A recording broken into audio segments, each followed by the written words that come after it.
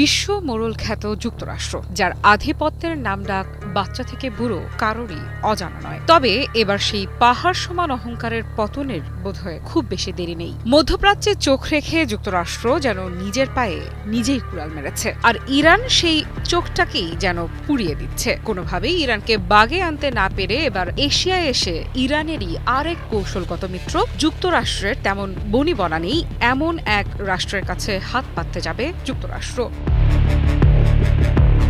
মধ্যপ্রাচ্যের উত্তপ্ত পরিস্থিতি ছড়িয়ে পড়ছে বৈশ্বিক কূটনীতির কেন্দ্রবিন্দুতে। ইরানকে ঘিরে বাড়তে থাকা উত্তেজনার মাঝেই হঠাৎ করেই নতুন এক মোড়। যুক্তরাষ্ট্রের প্রেসিডেন্ট ডোনাল্ড ট্রাম্প এবার হাত বাড়ালেন চীনের দিকে। যেখানে সামরিক চাপ কাজ করছে না, সেখানে কি কূটনৈতিক চালে বদলে যাবে পুরো দৃশ্যপট? ট্রাম্প জানিয়েছেন, ইরান সংকট সমাধানে চীন আরও বড় ভূমিকা রাখতে পারে। সরাসরি সমালোচনা না করলেও তার বক্তব্যে ছিল এক ধরনের চাপ। বেইজিং চাইলে আরও সক্রিয় হতে পারত, অর্থাৎ বার্তাটা পরিষ্কার, এখন সময় চীনের সামনে আসার। কিন্তু চীন কেন?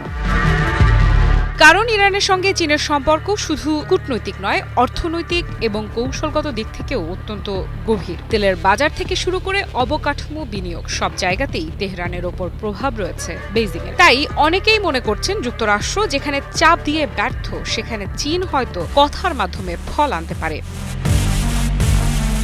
এই প্রেক্ষাপটে সবচেয়ে গুরুত্বপূর্ণ হয়ে উঠেছে আগামী 14 মে। ওই দিন বেইজিংয়ে মুখোমুখি বসার কথা রয়েছে ট্রাম্প এবং চীনা প্রেসিডেন্ট শি জিনপিং এর সঙ্গে। বিশ্লেষকদের মতে এই বৈঠক শুধু আনুষ্ঠানিক নয়, বরং এটি হতে পারে ইরান ইস্যুর টার্নিং পয়েন্ট।